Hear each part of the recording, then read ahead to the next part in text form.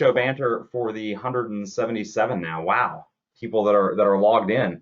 I just saw you. What? It's been a week and no, gosh, I believe it was 3 years ago we saw each other. It feels like at least. But Right? yeah, Crisis time. yeah, yeah. Yeah. But in fact, I believe it was only yeah, only 2 weeks, right? Yeah, the beginning of March, which feels so long ago now. There was I think it feels like that was like a distinctive point. Um, and then like the Monday after that, it's just like, okay, the world has now changed. Yeah, yep. I, But I don't know if I told you or not when we were there. Like I actually like made the decision on the fly that I was not flying right from Nova. I drove 10 hours home.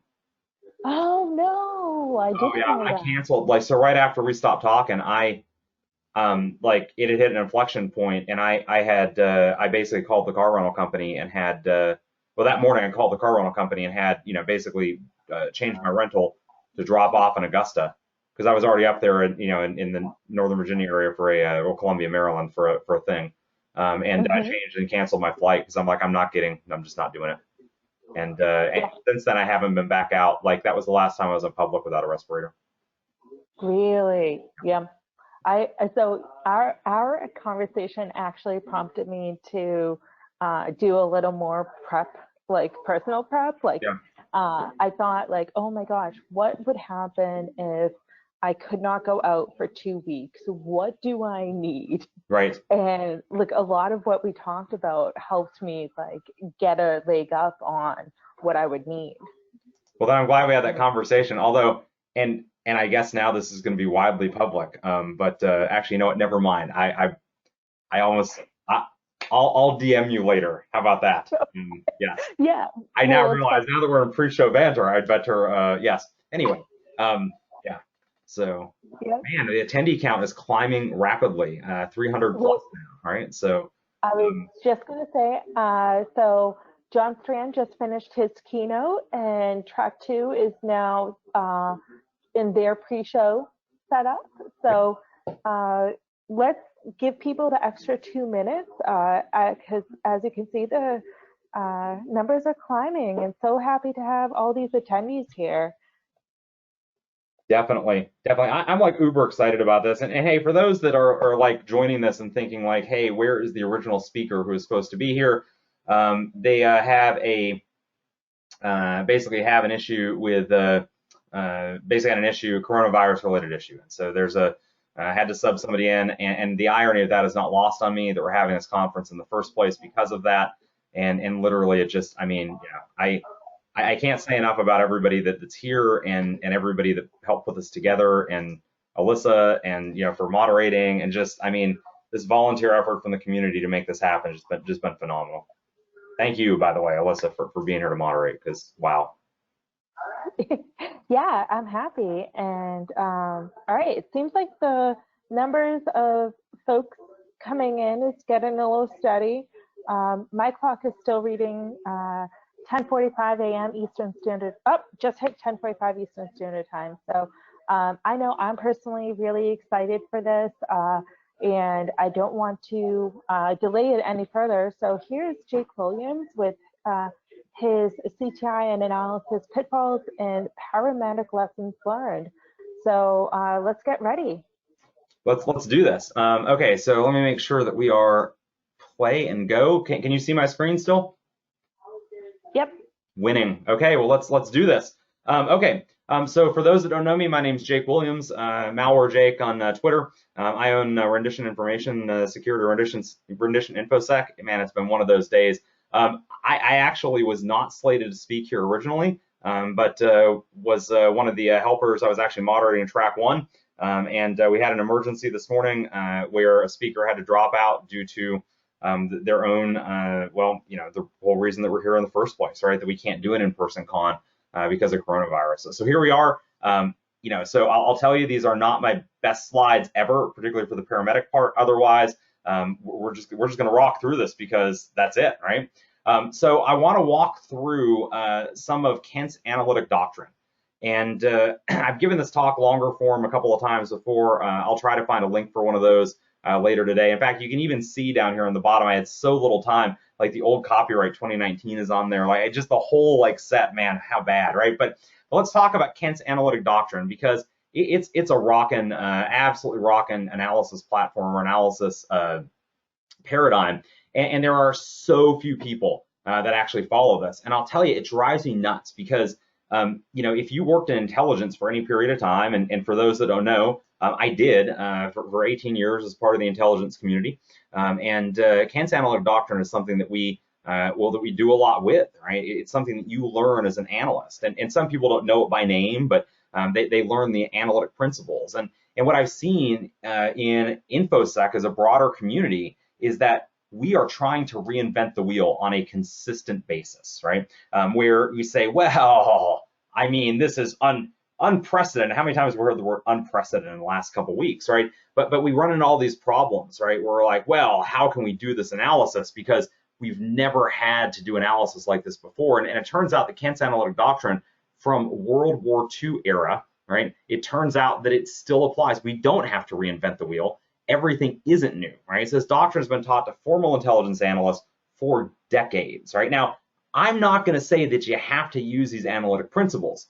What I will say is that the entire US intelligence community and many others around the world do.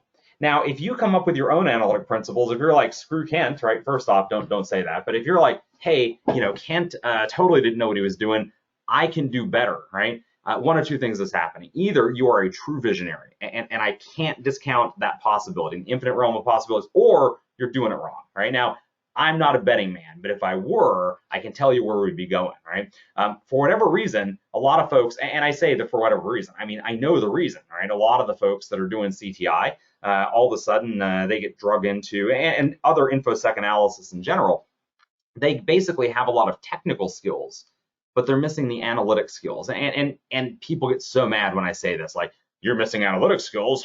What are you saying about me? But listen, I mean, we can apply a model to this and make it go. And trust me, doing this will indeed make it go. So 9 steps to success, right? These are the 9 principles of Kent's analytic doctrine. I will absolutely make the slide deck available. In fact, I'll make the full slide deck available. I had to cut some stuff out of this because of time, but I'll make the full slide deck available after, basically after the presentation.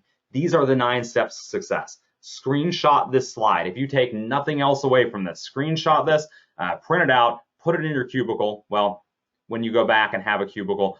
In the meantime, put it on your desk at the work from home and ask yourself consciously, are you doing these things, right? So number 1, focus on policymaker concerns, avoid a personal policy agenda, apply intellectual rigor, take conscious effort to avoid analytic biases. Consider outside judgments, right? This is a big one for us because everybody in InfoSec knows it all, right? And look, I'll tell you too, the longer you spend in InfoSec and the more experiences you have, the more likely it is that you're like, yeah, I've seen that, I've got that, right? But you have to really consider outside judgments because nobody is, basically it's the whole, all of us is smarter than one of us. No, sorry, one of us is, well, anyway, look, bottom line, I learned teaching SANS over a period of many years that collectively, the students in the room knew way more than I did, right? And on any given topic, there was someone in the room that could best me on a given topic. That's just the reality of it, right? And so you have to really consider those outside judgments. Systematic use of outside experts. This is a huge one. Collective responsibility for judgment, effective communication, and then candid admission of mistakes. Big one there because nobody likes to say, and I was wrong. Let's dive into some of these, right? I want to start out here by mentioning CTI has a credibility problem, right? I speak to a lot of executives. I do a lot of board briefings. I actually have one tomorrow, but remotely, of course. But there's a lot of reasons for this, right, as far as a credibility problem. But I'll tell you that using models are going to help alleviate this because it just will, right? You want to adopt and adhere to models that are going to remove these credibility problems. And the reality here is that models are going to help get consistency, and it's a show your work kind of thing. Because if you don't show your work and you just go to an executive and you say, here's what I think, or a decision maker, it doesn't have to be an executive, a manager, a decision maker. We do analysis. We are in the business of decision support. We are providing folks with data to help them make a decision. And so when we then when we then have to provide that data, but we don't show our work, it is a reality that folks come back and they're like, well, why do you think this? And the reality is too, they can find another analyst who thinks something different, right? And so I want to make sure that I can say, here's my work, here are the steps that I took, here's the model that I followed, and again, we'll get more consistent results with that. So let's talk about the doctrine. Right, number one, focus on policymaker concerns. This is tough, right? Because at the end of the day, every organization is funded by somebody. I'm going to give you a very unpopular piece of advice, and people argue with me all the time about this. InfoSec is a cost center. InfoSec has never saved an organization a single dollar. InfoSec only costs the organization's money. Now listen, I know we can talk about cost avoidance and we can talk about, but listen, my friends, this is not how executives work. When they employ a safety program for cost avoidance, they don't then say, look at all the money we saved. And when you go in there and you start talking about like, hey, right, we're saving you money, right? That's a huge thing, right? Look, they immediately are losing credibility with them. And you have to come in and say and focus on specific concerns at the business unit level, right? All the way down at the BU, the business unit level, right? I always ask for feedback on my reporting. How can I make this product more valuable to you? Do not ask, for the love of goodness, do not ask, did you like this product? Avoidance of personal policy agenda. Listen, my friends, I can't do objective reporting on, I have a hard time doing objective reporting on incidents that have threat actors around Russia. Because you may or may not know, I kind of have a history there, and good old Russian intelligence there, and the shadow brokers folks, and all that. And look, I have a hard time writing about that. We know that, I recognize that, and I get other analysts to help QC my work or just do it in the first place, because I know specifically here I have a real personal policy agenda, and I know that I have a problem being objective here, right? So find your own personal policy spaces and either don't do that work or get other analysts, right? Diversify here, get other analysts on board to help you with that, but recognize and tell them, be honest with them and say, look, like, I can do analysis. I can do a lot of analysis, but this analysis, nah, that I can't be unbiased about this. And that's just a reality. And it's one that I wish wasn't the case. I would love to tell you, like, I can totally be that guy and I cannot run it, but you have to be honest with yourself, right? One of the ways you can do this, of course, is ask an unbiased reader to assess whether they think you've included any agenda points in your reporting. Now that unbiased reader, I have to tell you, may themselves have other biases, and they may be like, yeah, you totally are putting, kind of like the CNN versus Fox News thing, right? You know, where like, folks, look, if you're a big Fox person, you're like, well, CNN clearly is the, whatever, they're clearly fake news, and vice versa, right? So you might have some personal policy agenda kind of thing without realizing it, that unbiased reader may. So just be really careful there, but this is a big one.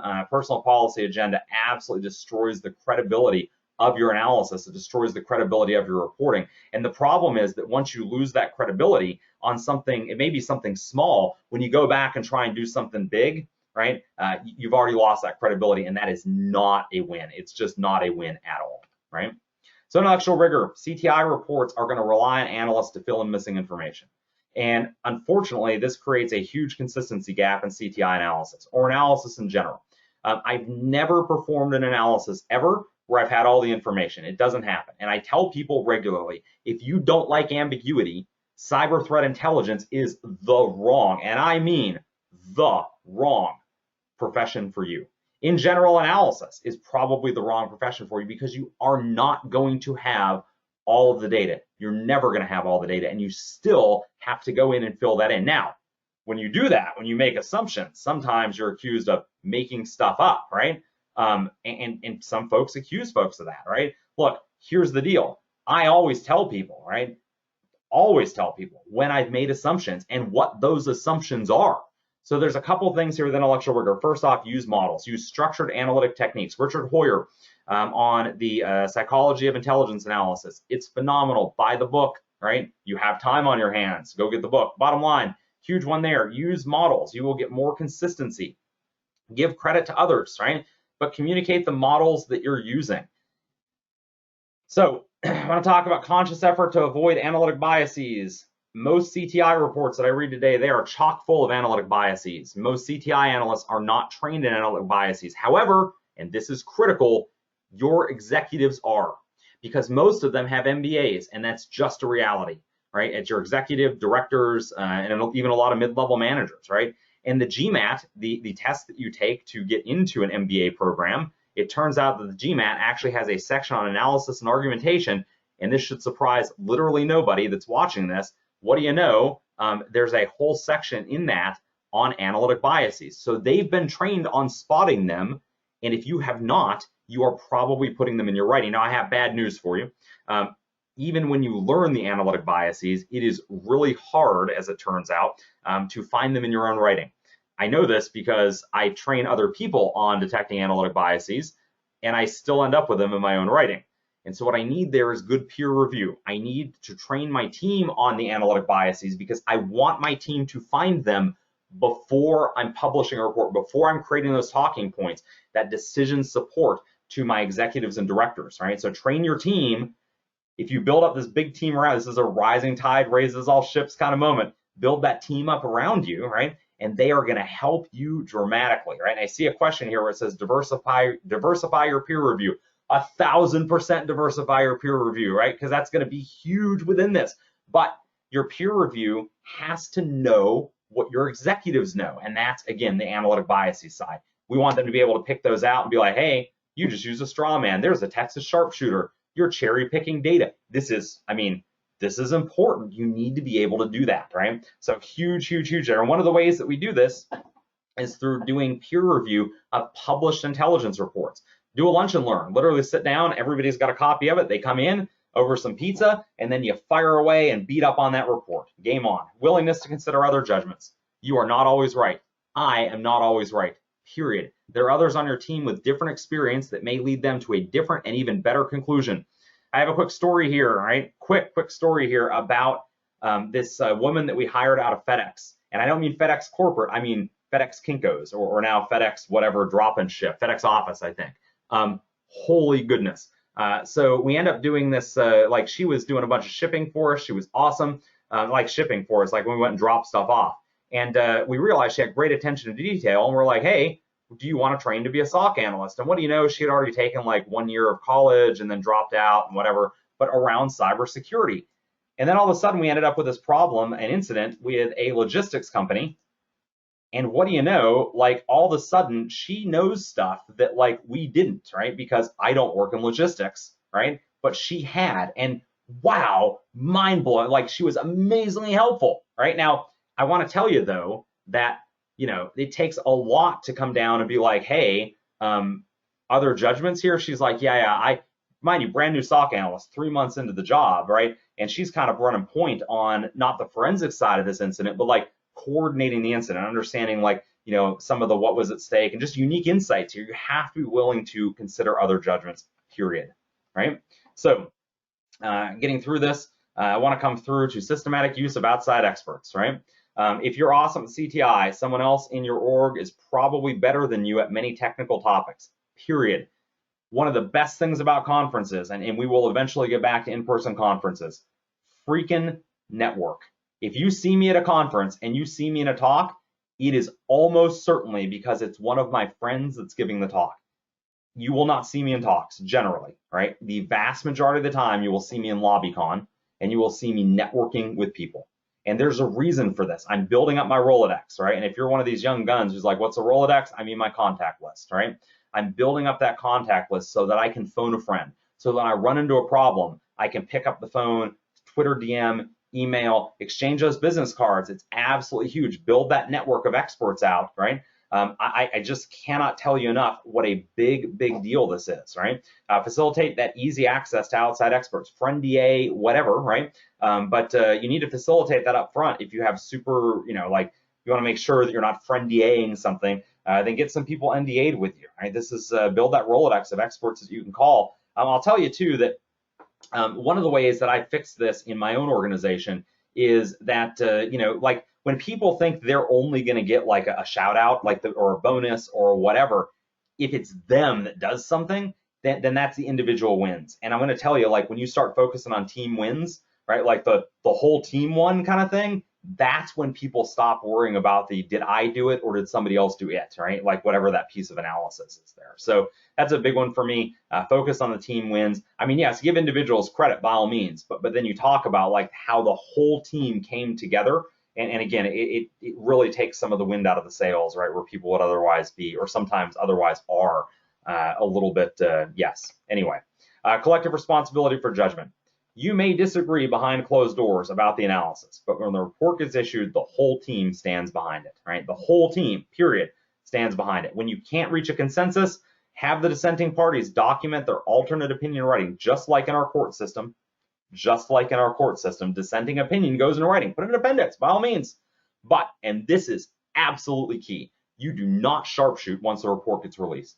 You don't like, it's not one of those that's like, well, you know, I disagreed and no, it's the whole team stands behind it, right? I cannot tolerate that on teams. Once you've released the report, everybody's lockstep, right? That this was the collective judgment. Again, you may not have agreed with it, but it is the collective judgment, and that's the party line, right? Now, we're kind of seeing a little bit of that to the detriment. Obviously, you know, you hope that the judgments are good. We're seeing some of the must adhere to the party line being a detriment here in some of our, you know, some of what we're seeing in the world now, but rock on. Again, you don't play that game. Come to that judgment, collective responsibility for it, and again, walk down that party line. Again, you see here, the fixing it, team wins, right? When you do team wins versus individual wins, that's it, right? That creates a big, you know, a big incentive to be, you know, to contribute to the team rather than trying to contribute to you. Communication, communication, communication. Your analysis is worthless if the audience can't understand what you're saying and how you reached your conclusion. Oh my gosh, if there's one thing you can do to really change the game here for you, it is put time into your executive summary and create one-slider presentations. Illustrations help. You'll notice that a lot of my slides here have illustrations, right? Because I have a graphics artist on retainer, I subscribe to multiple services that help me go find these illustrations and stock art and all that, right? Put time into these, right? A picture's worth 1,000 words, and the executive summary is the only thing that most people read. And the vast majority of the time, it is way, way, way, way too technical. Get a reviewer with similar experience to your audience, right? Find an executive, find a mid-level manager. Look, cyber is sexy right now. It just is, and people want to help out with it, and that's it, right? So find a reviewer. It's well worth, I mean, just well worth your time, right? So make that executive summary non-technical too. And the other thing I try to ask folks to do is I try to get them to back brief me, my reviewer. I try to get them to back brief me on like, what did you hear, right? Like, what did you take away from this? And I want to share a quick story with you where I got some IOCs from a gentleman many years ago, and I'm shaving the story way down. If you've heard the full version, it is way funnier. But just for time, I'll just tell you here that communication is a thing, right? Because I asked this GRC person for some indicators of compromise. He agreed to hand some over, and one of the indicators that he handed over was small kittens. And I have to tell you, when I looked at this indicator list, and they were all bad indicators, meaning they were all useless indicators, because he was GRC, I get that. I'm not judging governance risk compliance, by the way. Obviously, if I'm asking GRC for IOCs, right, we've reached the bottom of the barrel, right? And that's where we're at, right? Sometimes best bad plan wins. This is my best bad plan, and I got back small kittens, and it taught me a lot about communication. Because I asked him, well, first I asked my analyst sitting beside me, what do you think he means by small kittens? And he says, anyway, I don't know. All right, did he have a stroke? I'm like, I don't know. All right, so I go ask another analyst, what does he mean by small kittens? And the guy says, and I'll never forget this, my other analyst says, do you think he means Mimi cats? And I'm like, no, I don't. I don't think he means Mimi cats because he wrote small kittens. And then I started following the logic, and I think we're playing like Beautiful Mind Home Edition here, right? And straight up, I hit back to the guy, and I'm like, hey, did you mean Mimi cats? And he's like, yeah, mini cats, small kittens. Communication was lacking here, right? What happened was somebody briefed him and said Mimi cats, and he did not mentally understand what Mimi cats meant, but his brain did what our brains are tuned to do. And his brain said, word association. That sounded like miniature cats. And later, when he couldn't remember mini cats, his brain did other association and said small kittens for the win. And so we got small kittens, and small kittens were absolutely destroying the network. And I would pay good money to know what the mental picture was there. Obviously, it's never going to happen. But if you ask him, Did you understand what I said? He would say yes, because mentally he thought that small kittens, mini cats, were running around the network. Obviously, we did not convey here because it was too technical for the audience, right? Dump the techno jargon, get rid of it. And even when people think they're dumping the techno jargon, they're not. Get a reviewer with similar experience level, technical experience level to your intended audience.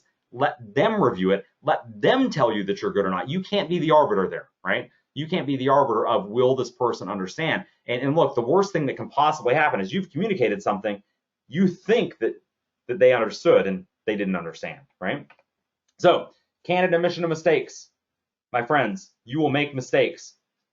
Coming back to earlier, analysis paralysis, and the fact that we have a lot of cases, right, where we have to operate with incomplete information, also known as all of the cases. We have to operate with incomplete information. Nobody likes to do that, but you have to, right?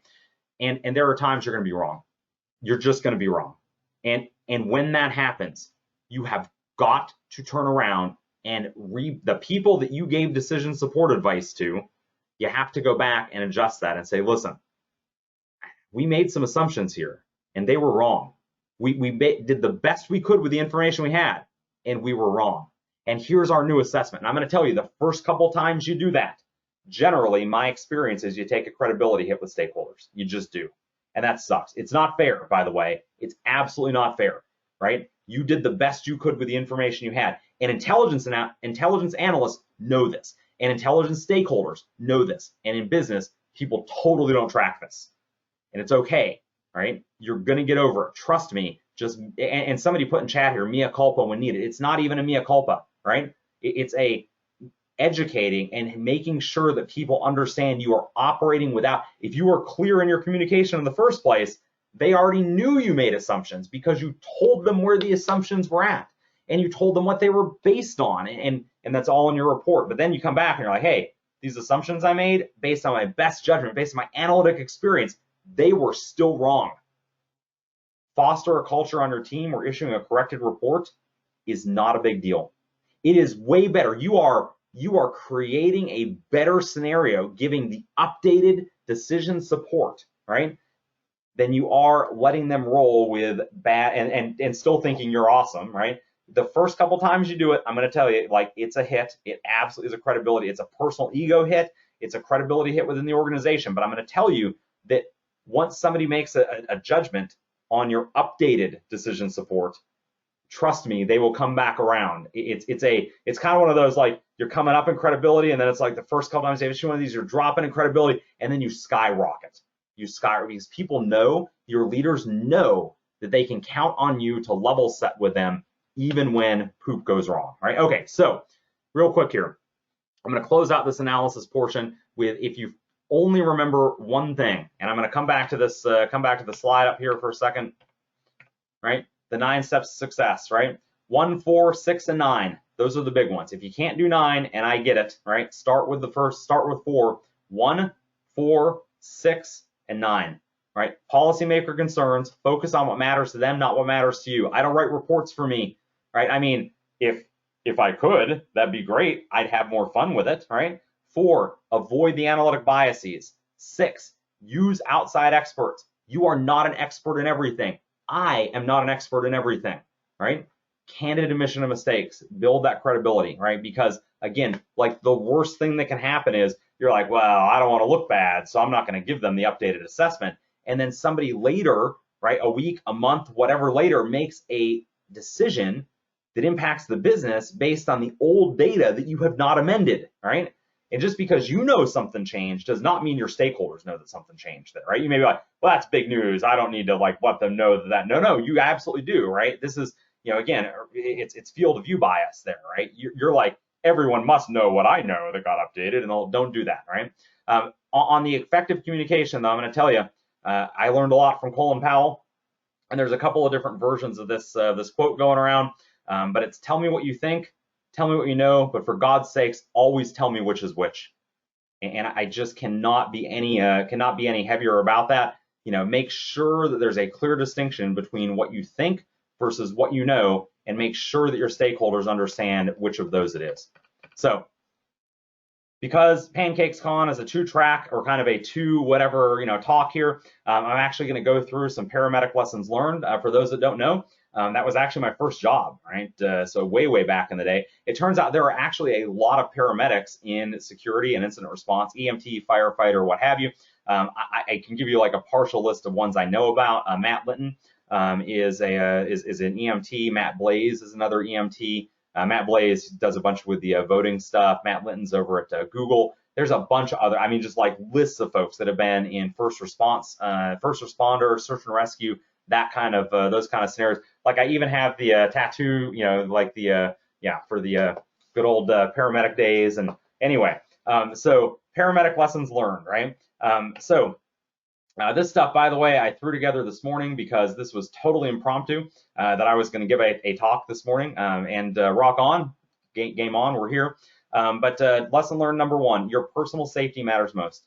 You cannot help a patient or anybody else for that matter if you get hurt yourself. And these are life lessons, by the way. I want to clarify too, while I'm going to talk in the context of paramedic, an emergency response and the whole, in crisis response, this stuff applies unilaterally, right? So your personal safety matters most. You have to stay in the game. And so, the way I transition this to incident response is get sleep, right? Because if you don't sleep and if you fall out of the game, if you're so critical that you can't go home, that you got to work 23 hours a day, right? By the way, it drives me nuts every time they have a White House press briefing over the last couple of weeks. He's working 24 hours a day. He's getting like no sleep. And I'm like, God, please get sleep. You need sleep, right? Kind of thing. Bottom line, your personal safety matters most, right? You can't help a patient if you get hurt yourself, and you sure can't help the next patient and the next one and the next one.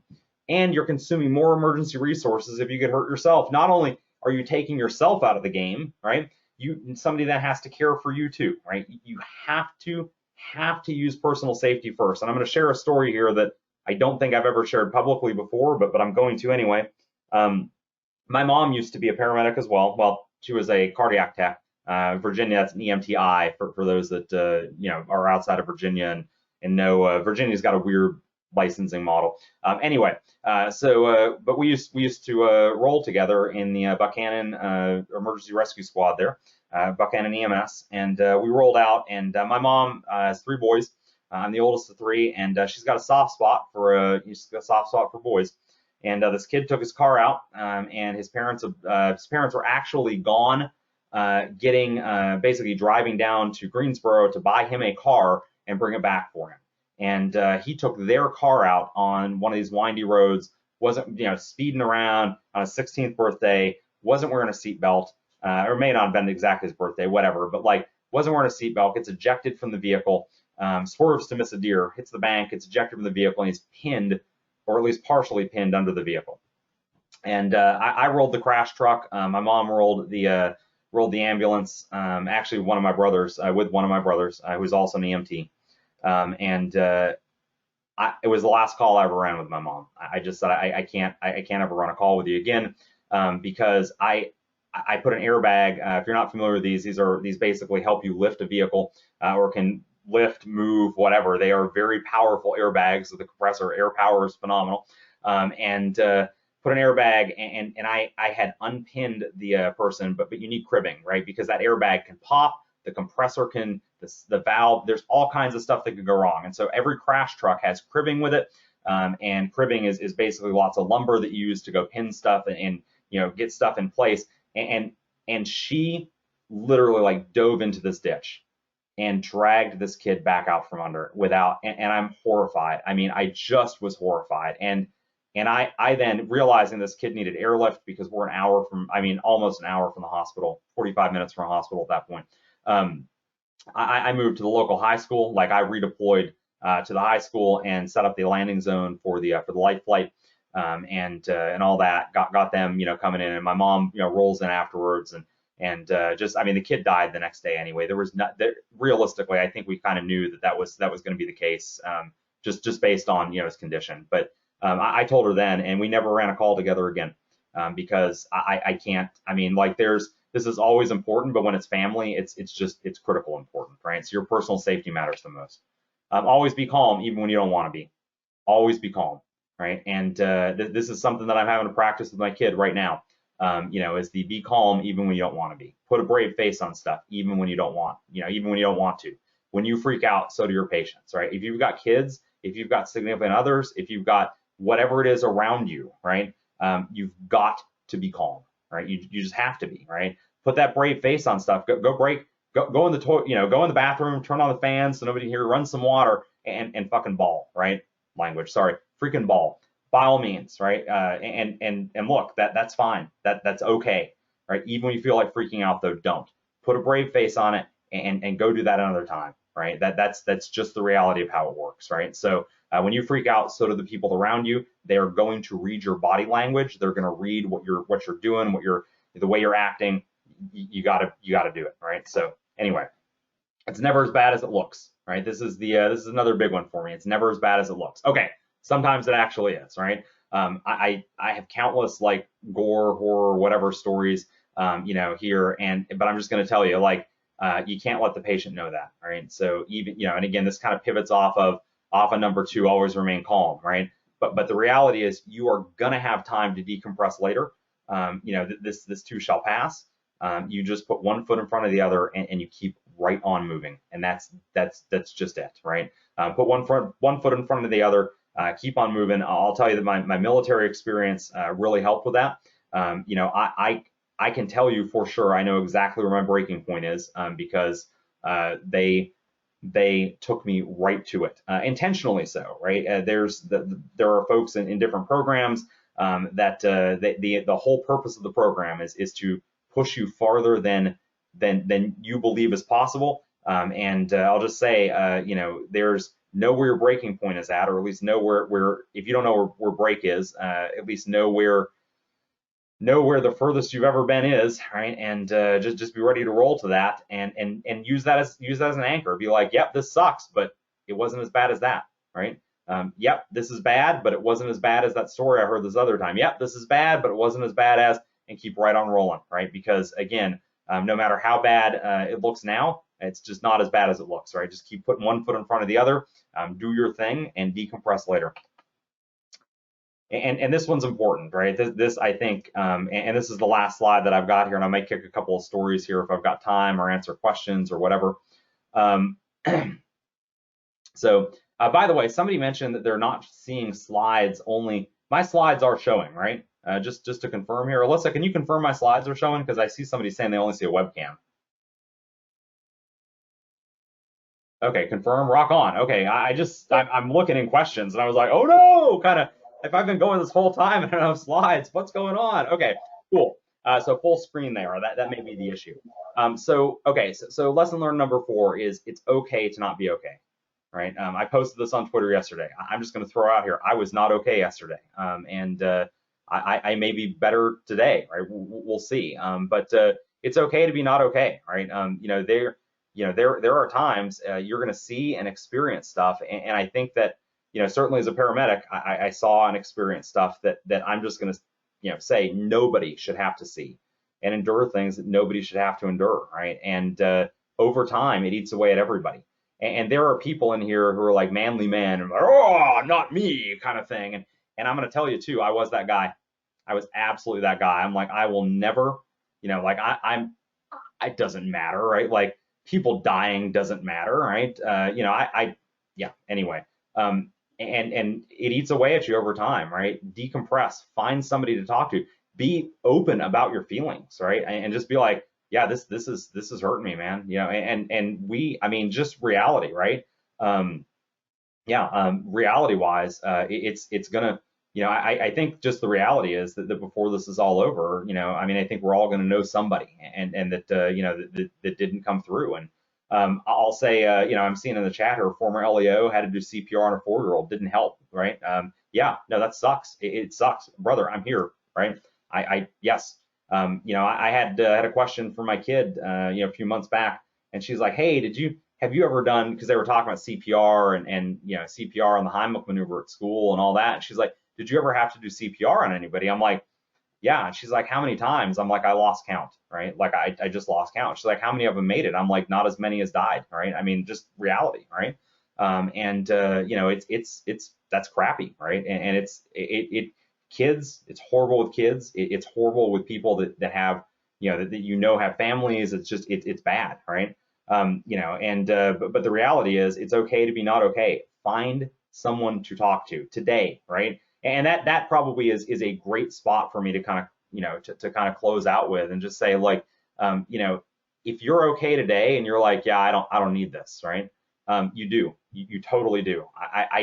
I was that guy, right? And maybe this is life lessons, but like, I was certified as an EMT at 16, paramedic at 18, and I thought, because your prefrontal cortex isn't fully developed there, right? I was like, oh yeah, not me. That's stuff other people need, right? To talk to a counselor, right? That other people need to, you get it today. Find that support network today before you need it, right? Because when you need it, and I speak from experience here, because I didn't find one until I needed it, and I was so far overboard with needing it that I was in a pretty dark place, and everything that I'd bottled up, right, just hit at once, and that's not where you want to be, right? And so, find somebody to talk to. Know that it's okay not to be okay. I know earlier I was like, put a brave face on things, and that's for family, that's for patient, that's for, right? Your family, by the way, probably is not who you want to use as the support network. I'm just going to throw that out there, right? Because that's where the brave face needs to be. My personal opinion, right? But find that support network where there's somebody you can talk to and just be like, yeah, dude, I need to chat. I need to vent. I need to get this out, whatever, right? So anyway, look, this conclusion slide obviously doesn't include any of the paramedic stuff. It's don't reinvent the wheel with CTI analysis, because we talk about CTI and intelligence analysis. CTI analysts can make the same use of Kent's analytic doctrine that traditional CTI or traditional intelligence analysts have for decades. And adopting 9 or even just 4, right, of those steps in the doctrine are going to help CTI teams perform with more consistent analysis. Those top 4, again, were basically focused on policymaker concerns, right? That was number 1. Number 4 is the conscious avoidance of analytic biases. Number 6 was systematic use of outside experts, and number 9 was the mea culpa, right, or the more appropriately, the candid admission of mistakes. Let people know when you've made a mistake, and again, typically it's not your fault, right? If you've done good analysis, if you've applied the models correctly, it's not your fault. It's just the lay of the land. It's the way this stuff works, right? So I'll say one more, lest as far as like the put a brave face or always be calm. I mentioned that one of my brothers was also an EMT, and I thankfully was not running this call with my mom. I cannot even imagine. And one of my other brothers is an EMT, and I got a call, and we dispatched. It was for a rollover vehicle accident, and as I'm driving up, I'm like, man, that is, and I remember saying, I totally remember saying the words, that is up, right? Like to the I was driving, I was the advanced life support person on the truck, so I was driving there knowing that I was not going to drive to the hospital. I would be in the back of the truck, and I remember saying, man, that is effed up. I pity the person who's, and as we roll up further, I look at the car, I'm like, man, that's a Dodge Neon. I'm like, man, that's the same kind of car my brother has. And then I realized that's my brother's car. And he was involved in a rollover MVA, motor vehicle accident, and mind you, he's an EMT, and he knows how bad this is. And this is, I mean, he knew how bad it was. And he made it okay, and he's all good. But yeah, I will tell you that I decompressed later, right? But like, especially with him knowing how bad it was everything I could do to stay calm, and roll through that. So but I'm telling you, like, he came back after the fact, and he's like, dude, he's like, I thought I was going to die. And he's like, and I may well have. He's like, I cannot thank you enough for literally just saying thank you for, he's so like, thank you for, just being calm about stuff. And because, again, this stuff happens. And again, we're going to have to be there for people that we know and love and all that. So anyway, so that's it. My time's kind of expired here. Melissa, are we going to do questions, or do you want to bounce to the next presenter here, or how do you want to play this? I'll do questions when the next presenter shows up. Yeah, so I'm checking through the questions, and I think from the only one is folks were wondering if rendition security, rendition infosec is hiring. Well, we are. How about at the moment we're cautious because we don't know what's happening with the economy right now. But we're still closing. Me and John Strand were talking about this in pre-show. We're all still closing work. I guess the short of it is, by all means, submit a resume. But I just to be straight up honest, I don't think I'm pulling the trigger on the majority of folks we have in the pipeline now.